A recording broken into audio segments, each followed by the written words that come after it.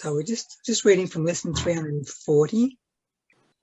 I can be free of suffering today. Father, I thank you for today and for the freedom I am certain it will bring. This day is holy, for today your Son will be redeemed. His suffering is done, for he will hear your voice directing him to find Christ's vision through forgiveness and be free forever from all suffering. Thanks for today, my Father. I was born into this world but to achieve this day and what it holds in joy and freedom for your Holy Son and for the world he made, which is released along with him today. Be glad today, be glad. There is no room for anything but joy and thanks today. Our Father has redeemed his Son this day. Not one of us but will be saved today. Not one who will remain in fear. And none the Father will not gather to himself, awake in heaven in the heart of love.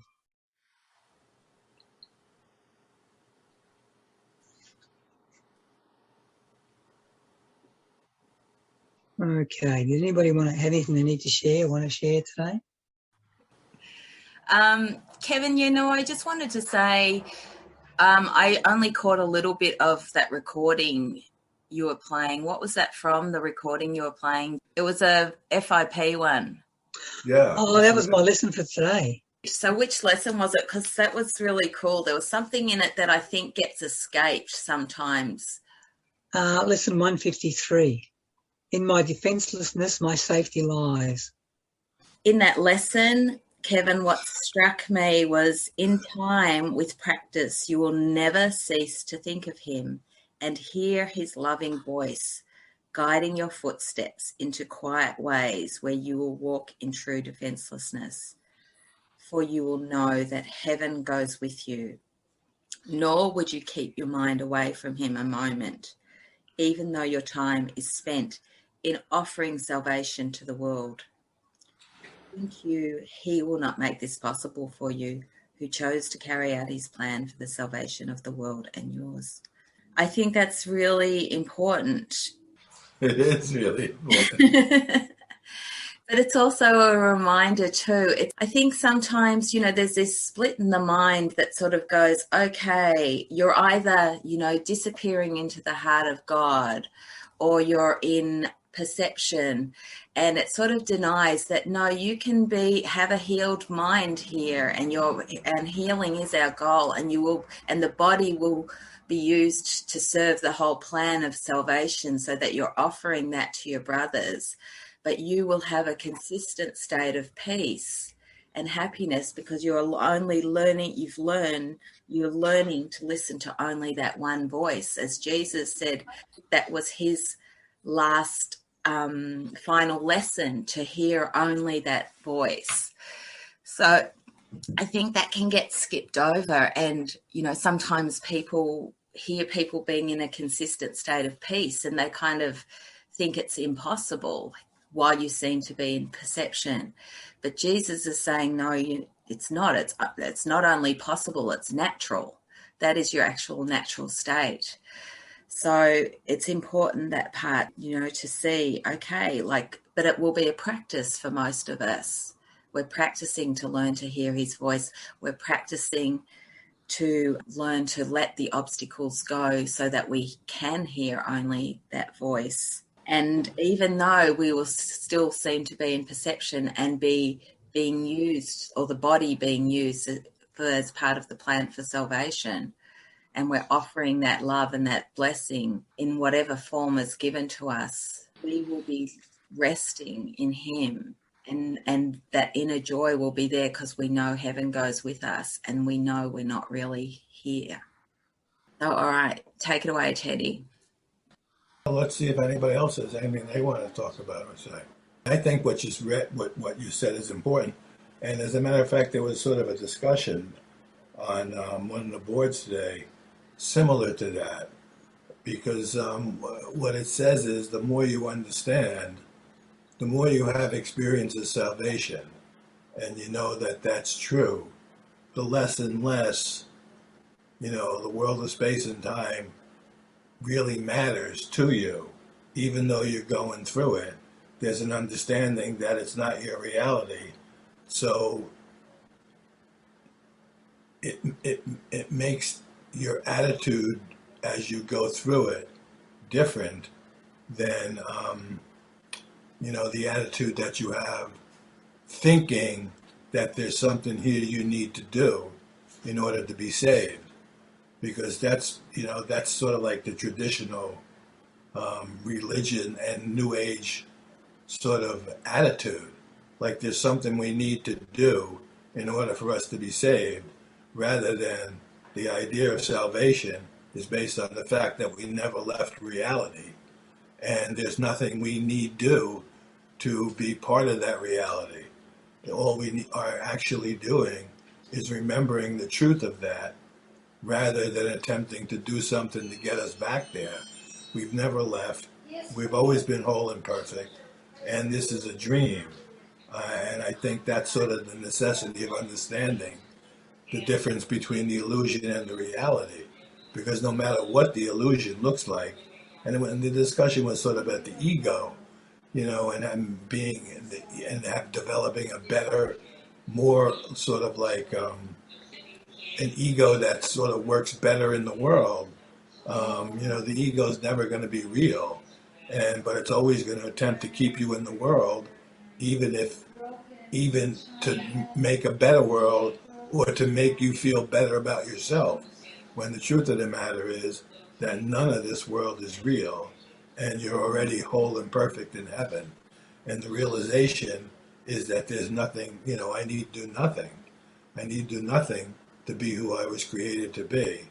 And the idea that I'm not is what the illusion is. And none of the illusion is true, no matter how long the time it takes or what we seem to do here.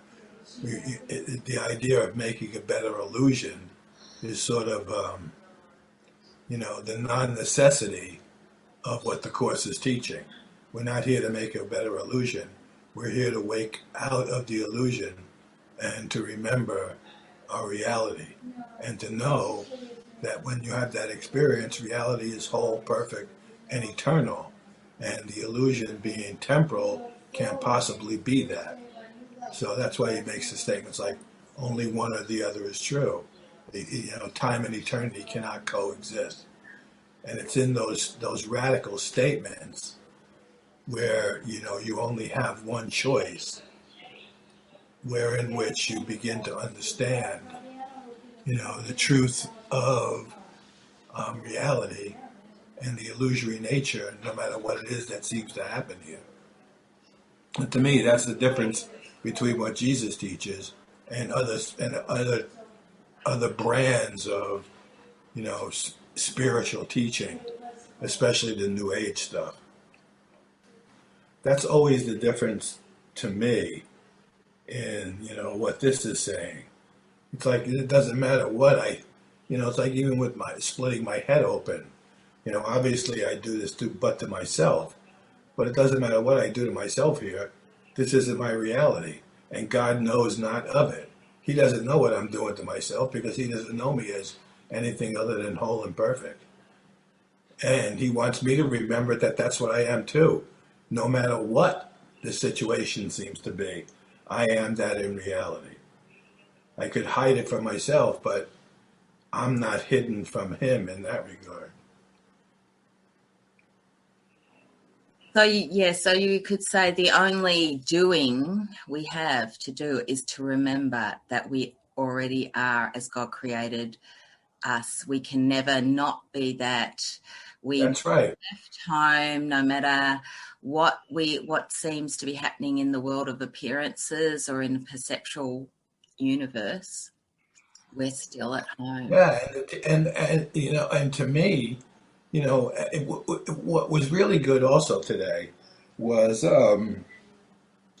there's a guy, and I think it's Lloyd actually who writes this stuff. What he writes is really right on. He was talking about having had an experience, and the experience was very similar to the one I had in content. And, the recognition that, once that occurs, and he had the same thing. He didn't want to leave, and Jesus said, you need to go back. And the reason why he needs to go back is to share the fact that we already are saved. It's about salvation, and it's not about doing anything. And the way we do that is to fulfill our function in the plan of salvation and the recognition that we are saved, and that and that's what we want to share. That recognition for one and for all becomes of paramount importance, because this is an illusion. This is not, none of this is real. Who really needs anything to happen here other than the experience of no longer needing it for all of our brothers to understand that they are saved, they are whole, they are perfect. And like Jesus says, you're never going to experience that completely here, because here is not that. So the memory stays with you, and because it's an eternal memory, it's quite different than temporal memories, illusory memories, which come and go and change. What did you say that we'll never experience here? The totality of what you are, or your eternal reality. Well, you'll experience it. You'll experience it in incidents. Like you'll have an experience, and it can last. But the idea that it could last in time is the ending of time and the non-necessity of it. So you'll have a moment, let's say, first, and then the desire is increased in you to know that is true, which brings lessons to help us remember. But like I said, when you have that experience, it's an experience of being eternal, and reality being an infinite extension of what we are as eternal. That's an entirely different experience than any experience we have in space and time, which is temporally oriented, segmented, and therefore not eternal.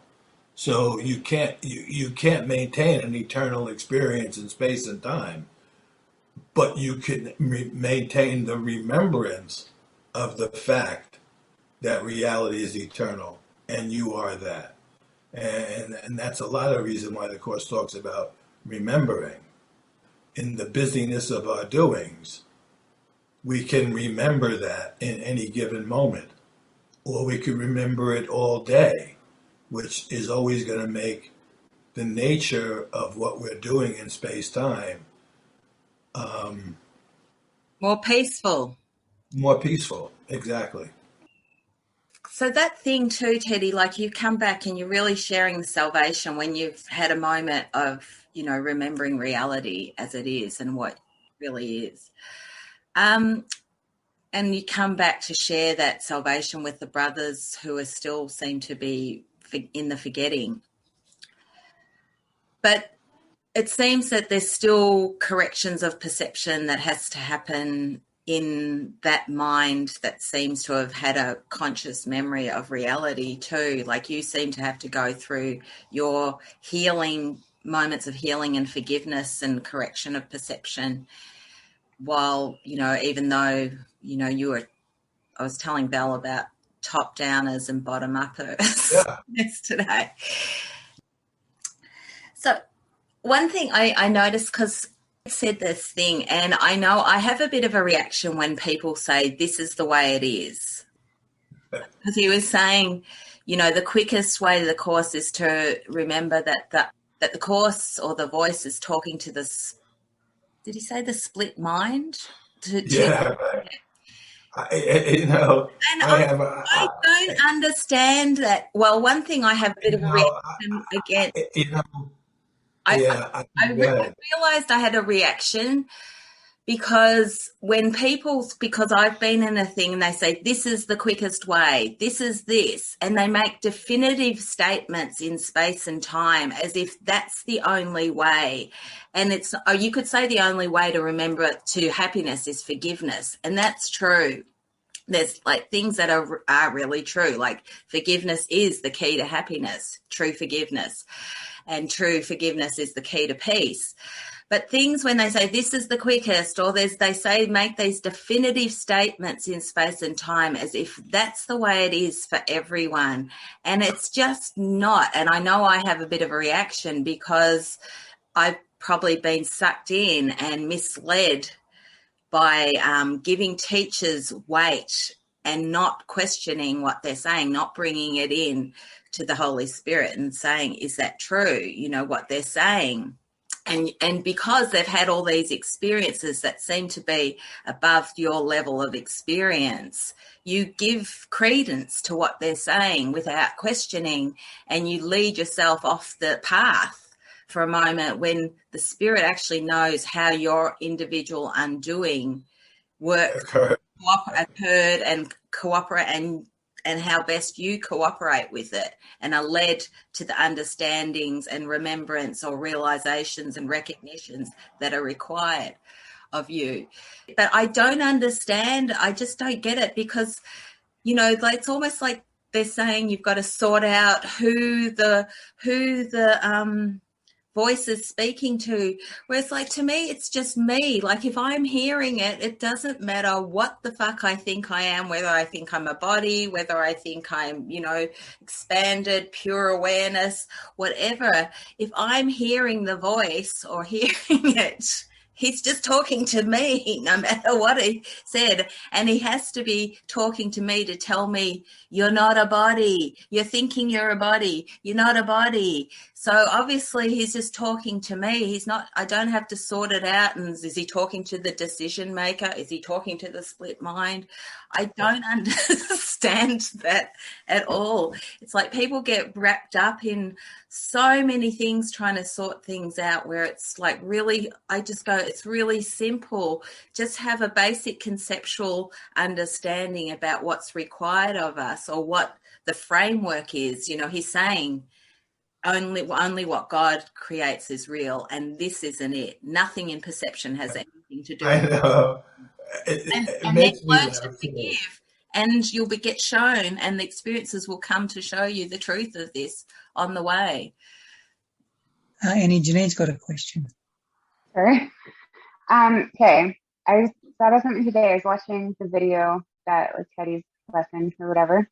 And sometimes, and like, I just noticed sometimes some of you guys do this, but you like start like laughing like really hard at like some of the stuff, but like to a lot of other people, we have no idea what's funny. Like, I've seen a lot of people do it. I was just kind of curious, like, if you could, you know, because like you're reading it and you're like laughing like as if it's like really funny, but I just don't. Do you know what I mean by my question? Like, Well, I do know. First, I want to say something about what Annie says. You know, the fact that you find out this is an illusion means that none of it's true. So when people say, you know, like that question, it's like whoever he's talking to you.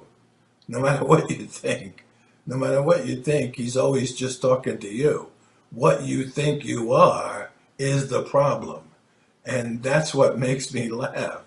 To divide yourself up or to try to figure out who he's talking to sort of makes me laugh because, you know, no matter who it is, it's me. It's me. It's you. And one of the things that I did notice, and I noticed this about myself, and I noticed this about a lot of the guys, you know, even the old man in a certain way. You know, the minute before the experience comes, you're thinking in a particular way. And you think that your thinking has something to do with that experience.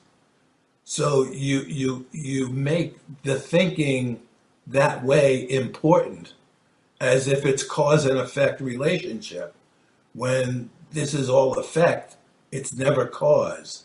So there is no cause in the world. It's only effect. And when you think that a particular way of thinking brings about the cause, you reverse cause and effect, because that's not what happened. but some reason, something in your own mind allowed it to be free for a second. And in that freedom of mind, there came an answer. So it's always the freedom of mind in which the answer comes. It's not binding your mind to a method that allows it to come. So that always makes me laugh because it's just not that way. When I hear you say that, I start getting a bit like, I'm, like all those sort of like working through upsets processes seem to be what you're saying. Yet at the same time, they seem to make room for the mirror, to open, because they seem to be converting the fear, because you're bringing up the upset, and you're not denying the fear and the energy that's been contained in that upset, you could say, that has been submerged because it's coming from below. So it's part of, how we were talking about, you weren't here yesterday, but we were reading the miracle principles again. And as we read in the notes recently, he was talking about those miracle impulses coming from below, which we can experience as upset, you could say, because we are being upset, we're being set up right.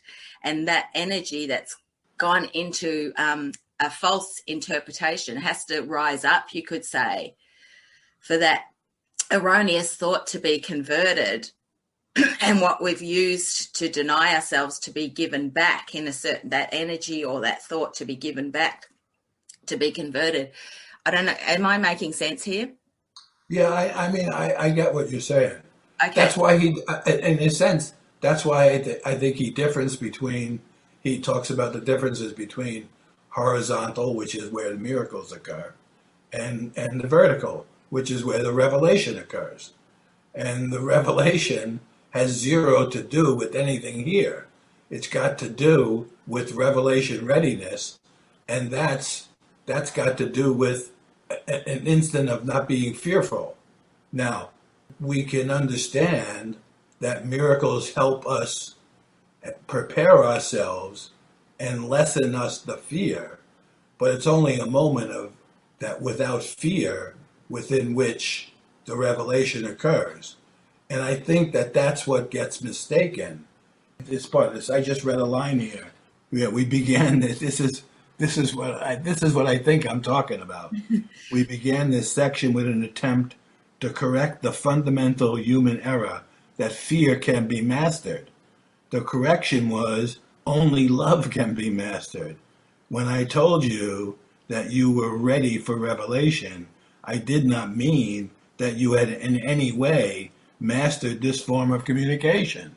However, you yourself attested to your readiness by insisting that I would not have said so if it had not been true. This is an affirmation of readiness. There's a recognition. It's not based on anything in the world. It's based on the fact that none of this is real. And for an instant, your mind, for whatever reason, accepts that. And then the revelation is there. And the revelation contains the totality of reality, which includes the fact that you're already saved and never needed to be saved, nor did anyone. I think that's why when Jesus tells me over and over again, it's like everybody here is already saved. Just tell what he tells me is just remind your brothers to love each other. Don't worry about the fear. Don't worry about anything. Don't worry about anything. Just learn to love your brother as you love yourself. And in that, the love of God will be experienced. And in a moment of love, when the love is total enough and the fear is diminished enough, there comes the revelation. And in that revelation, everything is understood. So that's all very well and good, but having tried to love my brother while my mind is full of fear, then the fear just gets repressed. And well, that's okay. That's why forgiveness works.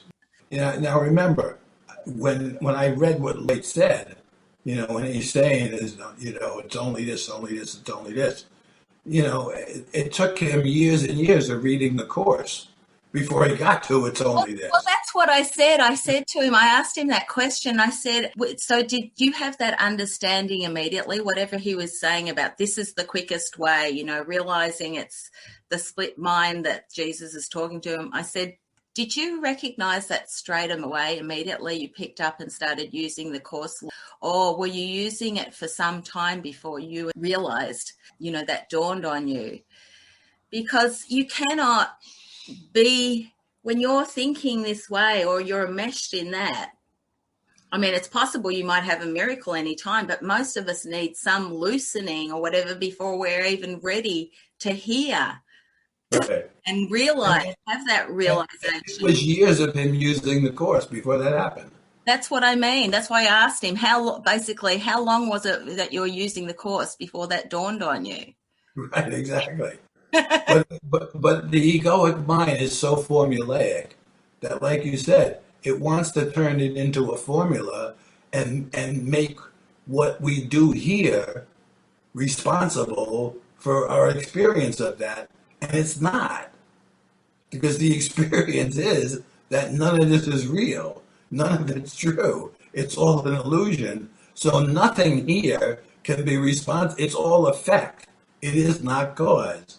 It's releasing yourself from the effects that allows you to experience causation. Yeah, so that's as Jesus says, like he says, bring every terrible effect and also your happy moments, bring all of it to me. He's saying, bring the effects to me, bring all the effects to the light. Right, exactly. And especially the effect that you have hidden that you think caused you fear. Because that's not true. What caused fear was the idea that it was separate from God, always. Yet we hide these things thinking that they're the reason that we're fearful. It's not. Everything here is an effect of the idea of separation. And none of it is true. None of it is what causes the fear. There is only love, so the fear must be seen as false entirety. It can't be seen as causation because the causation establishes it as real. None of it here is real. That's why eventually even he says, forget this Course, forget this book, and come with wholly empty hands unto your Father. Because that's all you need. Now, people are scared to death of that idea because they're afraid of loss. And that sounds like they have to give stuff up. Well, if you know that none of this is real and it is nothing, then you're not giving anything up. And ultimately, that's the learning, that's the mind training, and why it takes a moment. Because we have so many hidden effects that we have given causation to. And it's that's why when I talk about forgiveness, I must still have some hidden effects that I give causation to that need to come up and me to see they are not that. And that's where forgiveness is. Teddy, I think Val had a hand up before. Val, did you have a question or did you change your mind or something? Well, I was just going to say, as it pertains to the laughing, that I feel like it's almost as if we're laughing at the absurdity of everything we see in the world. Yeah. I just went out shopping today. I don't go to the mall. I hate shopping. I hate being in crowds and all that kind of stuff. And also COVID, but I needed some things. So I went out today and, I'm in traffic and I'm irritated, and I'm in the mall and I'm irritated. And I just kind of touched back into my Course of Miracles teachings about this all being an illusion. And I kind of laughed to myself at how absurd it all is and how worked up I get and just how ridiculous this whole thing really is. And I think that's, and then it also makes me think about when you quote unquote, the crazy person in a movie or something like that, who's always laughing to themselves. Maybe they're the ones who really get it. You know what I mean? It's because it's all just ridiculous. So I didn't, that's all I was just kind of thinking. I'm going to say this because You know, I read stuff that by people who say they understand A Course in Miracles. And this one person wrote, I really love your videos, but why do you laugh at us?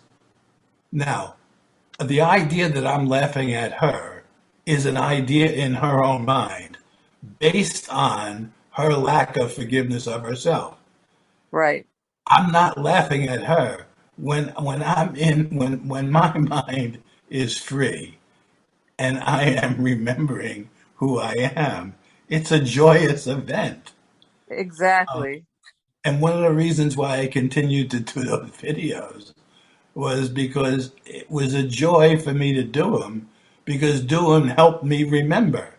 And the instant that I remember, I'm happy. And like you said, everything else here is really absurd.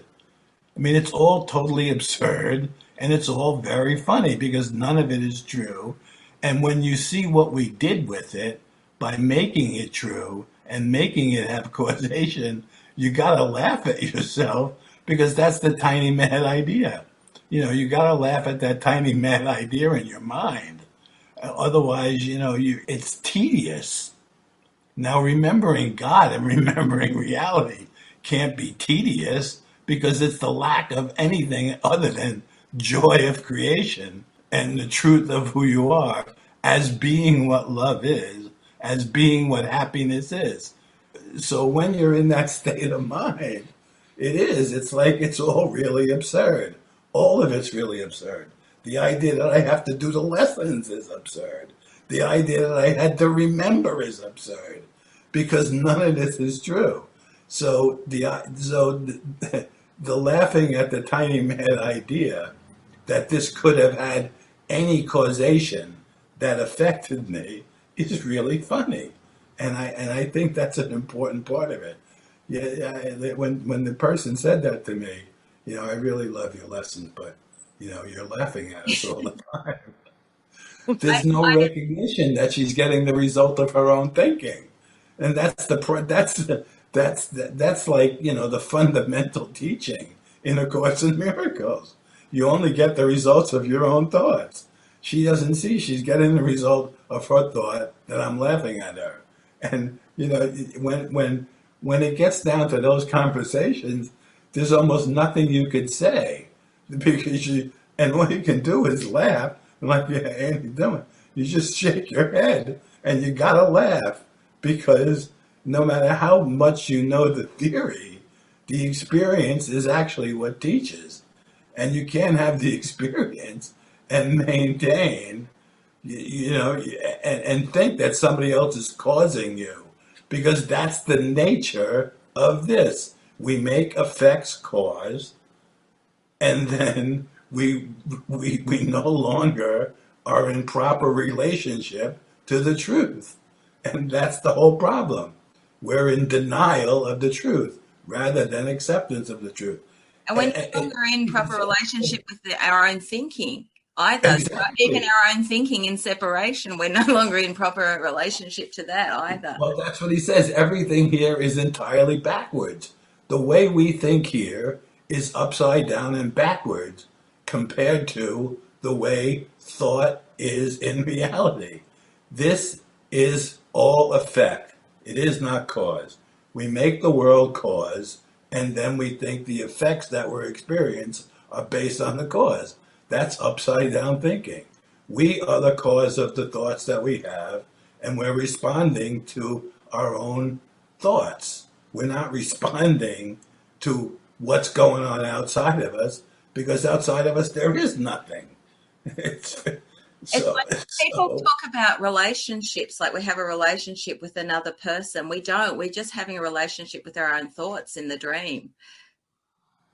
yeah, and the good part of the relationship is they bring, you know, they help you to see because of the love that could be in the relationship. And you know, and people staying together, they help you to see what you're thinking that you cannot see alone. That's the benefit of being in a relationship, That's and right. that's the Know it understanding to expose that what we're actually thinking. Right. Jesus wants us to have. Can you repeat We're that? going to get love from the relationship, but that we're going to see in the relationship are the ideas in our mind that we need to forgive within ourselves. That's what a relationship is for, based on what Jesus is teaching in the Course of Miracles. Because if there is only love, then like he says, if you love your neighbor, you love everyone equally. If you know what love is, you already love everyone equally. There's not You don't love one person over another, you know, and how it is given to you is how you use it, because it's the most expedient method for us to come to the truth and undergo the forgiveness we need within ourselves in order for us to no longer require space and time, not to make space and time a better place. It's Andy, never can going you to be. repeat what you said? It's never going to be a better place.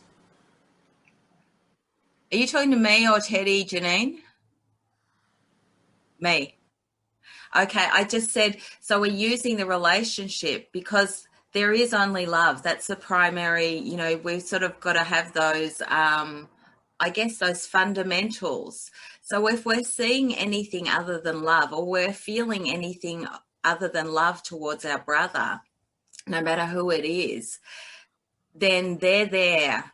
We're going to use them to mirror and expose what we're actually thinking. So we're using them to expose what thoughts we think we're thinking that are actually blocking the love that's already there, the love that we are, that's blocking our natural state for us which will make us just feel joined with our brother, and there'll be a natural expression and extension of love towards anyone we think of, or anyone we think of, because the blocks have been removed. So Teddy's saying we use the relationship to either recognize, we're just recognizing the love that's there. And if we're seeing something other than love or feeling anything other than love, that relationship can help us, if we're willing to look, expose what we're really thinking. So they're the effects of the tiny mad idea, and they're the ones that we are going to bring to him to have our mind washed from our mind.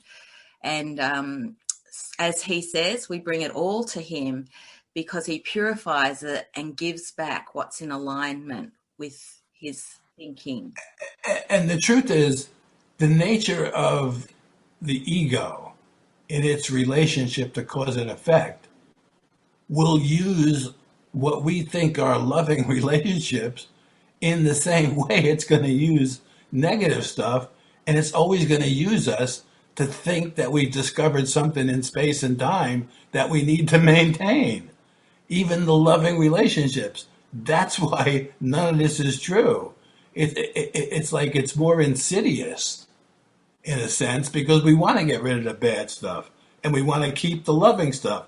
No, we want to let go of everything here because none of it is real.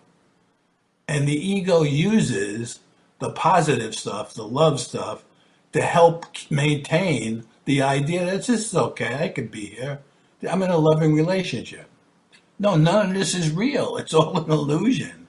The idea of the Course is to wake up and no longer need space and time in any regard for anything any longer, so that we can remember who we are in reality, not in space and time. And again, that's where those really good non-compromising fundamentals come in.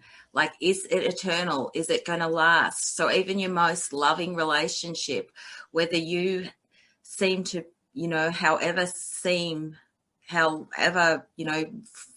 however loving and incredible it might be, at some point it's going to end, because it's still within an association of the temporal. That's why death is such an important idea. Representation is going to seem to die at some point, no matter. The idea that you can lose the things you love based on something like death is like the ego. It is what the ego uses. Like, that's why we have to come to experience that there is no death, because life is eternal. And he makes those statements in simple. It's like he makes these simple statements, and then he takes like 4, 5, 6 pages to try to give you the rationale so that you could understand the simplicity of the statement. There is no death. Life is eternal. You cannot lose what you love, because what you love in love itself is eternal. It's not a temporal sequencing. It's not a temporal event that can be lost.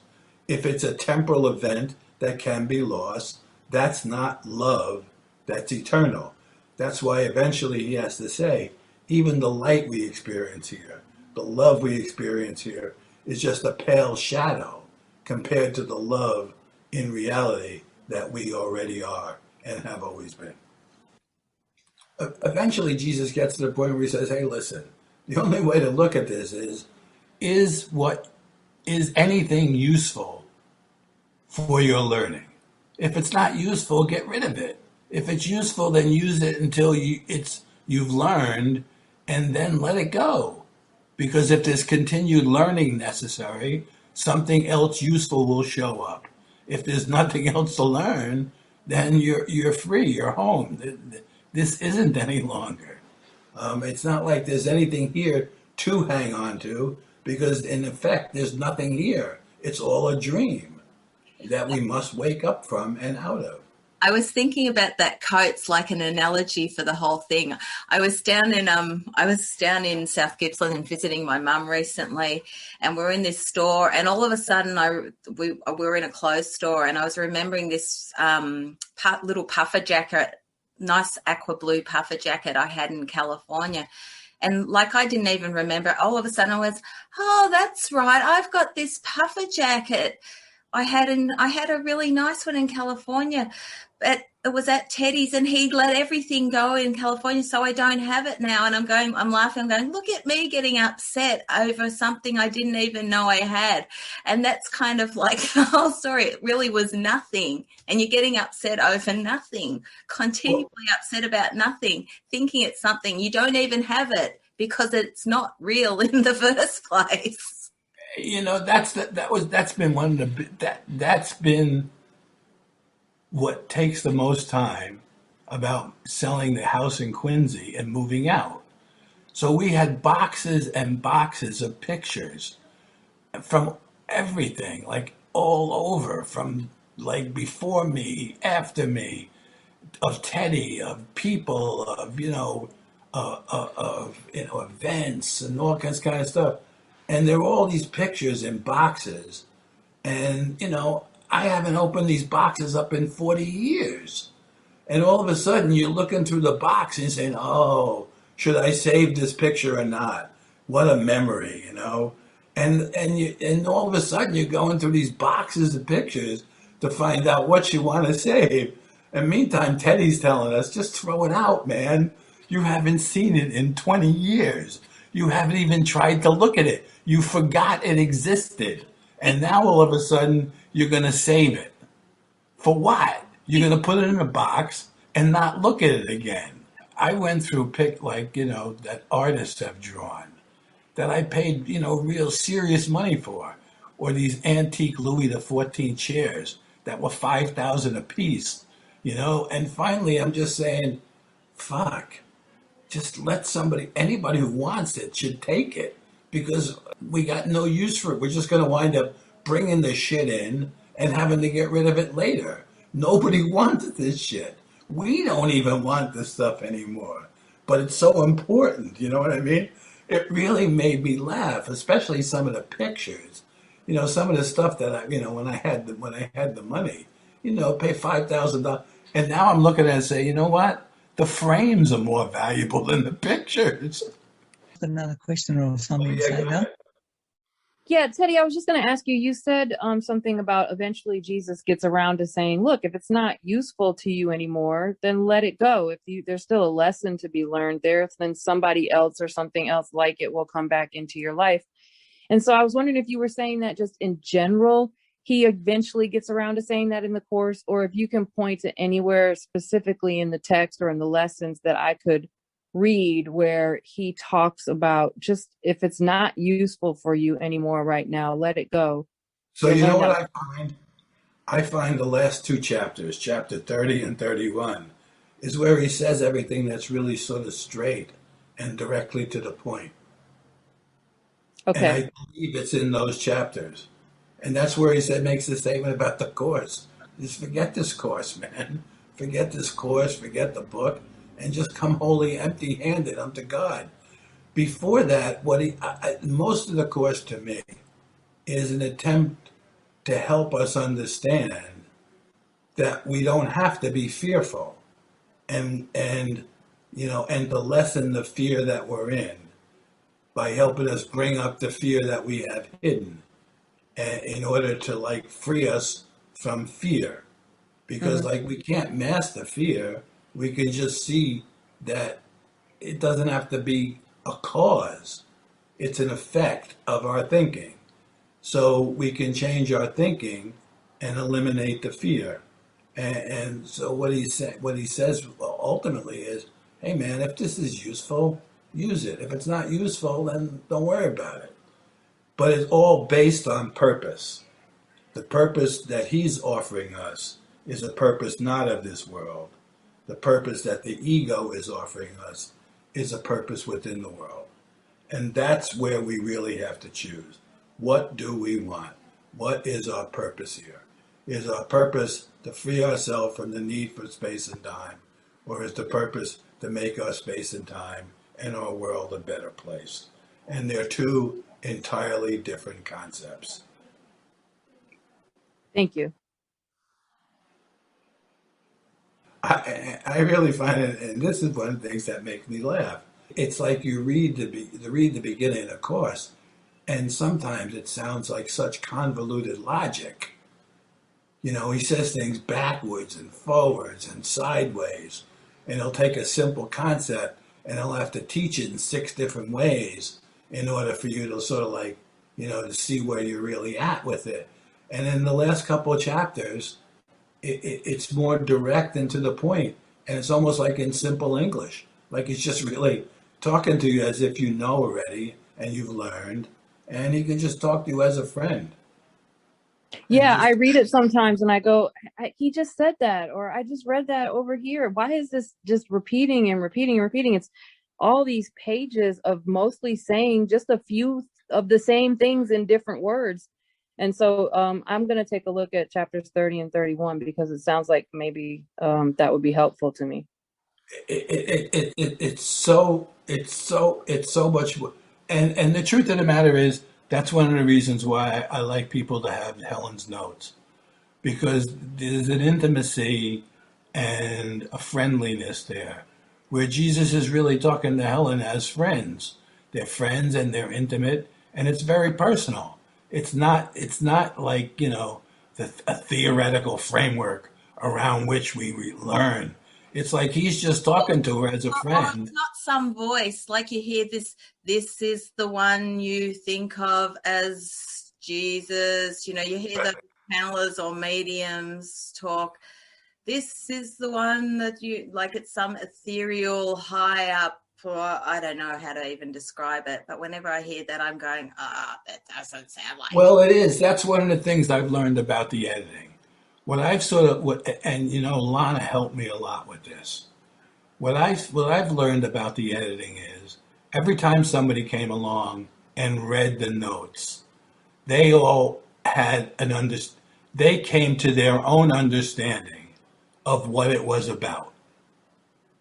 And once they came to an understanding of what it was about, they edited it so that it would be about what they thought it was, rather than just having the words that Jesus spoke given as he spoke them. And when I look at the notes, what he says is Bill is the one who's in charge of what gets kept in and what gets taken out. He doesn't tell Ken Wapnick. He doesn't tell anybody else. He just says Bill is the one in charge, and he's very reasonable as to why that is so. And it's based on fear. He's asking Bill to keep in what will help people lessen the fear and not scare them away from the book. So there was a purpose behind why he asked them and how he asked them to edit it. And that's the way Bill did. But as others came along, they had opinions about what it was about and then edited it based on their opinion, not based on what was said and why it was said. Teddy, have you had an experience of the world not being real? Oh, yeah. Yeah, more than once, but yes. Not only that, I mean, I've had an experience of reality where there is no world and there never was a world. And this doesn't exist at all, where it's not in our minds. It's not even, it's not anything. There's no memory of it because there was no time it was ever in the mind of the Holy Son of God who never left. And that's what showed me the truth of reality and the illusory nature of the world of space and time. And that's in it. And when I read this, it reminds me of what Jesus told me. He said, listen, just tell your brothers to love each other, because in loving each other, you can master loving each other and you'll experience God's love, which is total, whole, and perfect. And that's what we really need to experience. We need to lose our fear of reality, which was what occurred when the idea of separation came into our minds, because when it happened, all of a sudden there was a fear because we punished ourselves that God would punish us. And we remembered not to laugh. And we remembered not to laugh. And that was another conversation. People look at, well, why did we remember not to laugh? There's no answer. The only thing you can say to that is there's no answer to that question, because it's not really a real question, because none of the questions within the ego's framework are a real question. The only thing you can do is remember to laugh at that question, which is really interesting. So, that's when and these people swear they understand the Course, but they don't remember to laugh at the tiny mad idea. And, that's the entirety of it. Like, you got to laugh at the fact that this is an illusion and none of it's real. And it seems to be so real that we think we're actually here. So, yeah, it was like I walked out on my veranda one day and I just got one of those glimpses and just went, I am fucking batshit crazy. I really think I'm standing here on a fucking whatever it is veranda, and I'm in a world and I have no idea who I am or where I am or anything. I'm totally, I've no idea the depths of how stark raving mad I am. And then when you do that, you see the limitations you put on yourself. Oh, this is my home. This is where I belong. Like, there's a whole universe out there.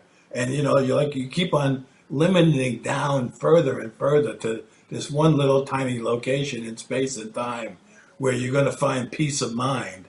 Meantime, there's an entire universe of universes out there, and you could go exploring and find it. But, oh no, I'm safe here and I'm taken care of, and you're in this tiny little box in the middle of nowhere thinking you know something, it's crazy.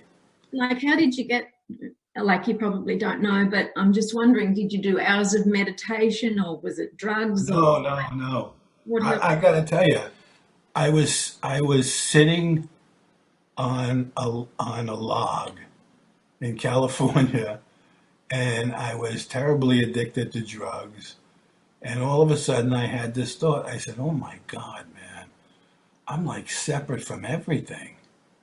Like, I'm separate from everything, and I don't even know what the hell I am. I don't know anything." And all of a sudden, Jesus showed up and he said, "You're doing this to yourself." And I said, "All of it?" And he said, "All of it." And when I saw that, I was so relieved that nobody was doing it to me. I got so free of the idea that, somebody was doing something to me. And the next thing I know, I just started laughing, and God showed up, and and I saw that I had this tiny mad idea in my mind that he was going to punish me for the way I thought, when he didn't even know that I was thinking that way. And it just really, really cracked me up. That's all I can say. And then Jesus said to me, "You want to go home?" And I said, "Yes." And we were gone. That's all I could say. It was before I read the course. It was before, and Jesus had been sort of talking to me since I was a kid. And it really made me, and he was saying, it made me the craziest place in California. They locked me up for saying those kind of stuff. And finally, when I was in a rehab, finally somebody said, we have a book that we all have been studying and we think would help you. So somebody handed me this book. I opened it up, and the first line I read was, "The secret to salvation is you're but doing this to yourself." And I slammed the book shut, and I handed the book back, and I told them, "Jesus wrote this." And they said, "How do you know?" So I said, "There's only two people I know who know that. It's me and Jesus, and I don't remember writing the book." So they said to me, "We've been studying this for 10 years, and we're not sure if it's Jesus." And I just cracked up. Who else knows this? It was the exact thing he said to me, a few days before, that I opened the book up and read the first time I read the course. And that began my history with it. That's all I can say. But I just sat down on a log and said, man, I'm separate from everything. Like I'm not joined with anything. I'm separate from. I was living with drug addicts who were telling me I was doing too many drugs. So so I knew something had to be wrong, but I had no idea what it was. And that's when he said to me, "You're doing this to yourself." And when I asked him, and I said, "All of it?" He said, "All of it." I saw that from the beginning of space and time to the end of space and time, I had done this all to myself. And I was the relief from the fear that somebody had done this to me was so incredible. And that I didn't even know how to say it. I was so relieved that I was able to see the entirety of it. And that's when he said to me, "Listen, man," and I experienced what salvation is. I experienced my being saved and all the world being saved as well. And that's when he said, "Just go tell your brothers to love each other, because the tiny mad idea has been corrected." So, Kath, that can happen to anyone at any moment. It's like a given. You can't do anything to make that happen. Like Jesus talks about revelation readiness, and the most there's that is a moment where there's a dropping of fear, that somehow fear drops away and your mind opens to that. And in a certain way, that's what the course has given us, is ways to drop the fear. The lessons in the workbook, they're a planned method that helps us understand that everything that we're experiencing is based on our own thinking, and we don't have to think that way. We can think a different way to get different effects from our thinking, and it's laughable because it's temporal. It's not true. It can be changed. And life and reality is eternal, and it's eternal joy, it's eternal love, and it's eternal extension of love as we are created to extend love. All I can do is, tell you none of the fears that you're experiencing are caused by anything by your own thinking. And the truth of the matter is, that's good news. That's not bad news. It's only bad news when we stop halfway to judge ourselves for that thinking. That's why he says all of our judgment is false. Our judgment that our thinking is wrong and and cannot be helpful is false. Thinking just the way we're thinking because we want to serve a new purpose can be helpful because our thoughts can serve another purpose. The purpose just isn't our own purpose, our egoic purpose. The purpose is given us by the Holy Spirit, and that's to know who we are in reality. Here we're just an illusion of it. We're an illusion. Like he says, Jesus was an illusion of a man, like all of us. He had no more reality than anyone else. He just had a realization, and the realization was so total and all-encompassing that he rose from the dead to teach what he had realized, that there is no death, and we're only getting the effects of our own thinking. I've got a question for Michelle. Michelle, you got a really good job, or are you going to get fired soon? If I said you're on a quick break, you might have to go soon. So casual, I don't mind if I ever actually go back to work. That's right. I'm going to go for a total break so I don't have to come back Right. at all. Exactly. You want to break from this in its entirety. Well, as you can see, I have no light in the room. Well, thanks so much for showing up, Teddy. I mean, we didn't get around to Helen's notes, but I think, it was really valuable, everything that came through you today and the reminders. Joining is everything. I just use the notes as a way to come together with people. Joining in single purpose, that's everything. And being able to share the fact that we know we're loved and, none of this is real. And that if we just love each other, we're going to experience the answer. That's all I can say. That's all I really know. And everything is useful for that purpose. Otherwise, we use something else for the same purpose, because there's only one purpose here. It's to wake up in the recognition that we don't need space and time to be as God created us. And space and time is not our home, nor is that little back porch that you walked out onto. That's so comfortable. I didn't say it was comfortable. But obviously it must be somewhere, otherwise I might be learning to forgive a lot quicker or something. Truth is, when you realize that you only have one purpose, everything has the same purpose. So we use it for the same reason. And so that's when he says you can't be any place by accident. There are no accidents in salvation. You're where you are for a particular reason, and the particular reason is always discovered through forgiveness. That's it. Forgiveness offers us everything we want. That is, the undoing of the fear. You just really feel at home. There's a contentment that goes with you wherever you are, and everything is the same in a certain way, as far as in the appearances, because really you're withdrawing the meaning that was projected onto that Absolutely make up differences, you could say. It's no longer cause, it's just an effect of your thinking. Yeah. You're in the world, but not of the world. When you know what you're of and where you're from and who you are, then it's just passing by because it's temporal. Because when you know who you are, you know you're eternal, and you cannot not be that, even in space and time, which is a temporal experience. Well, I love you guys.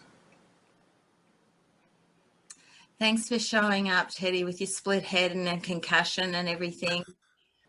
Helps me remember. And thanks everyone else for being here. Okay.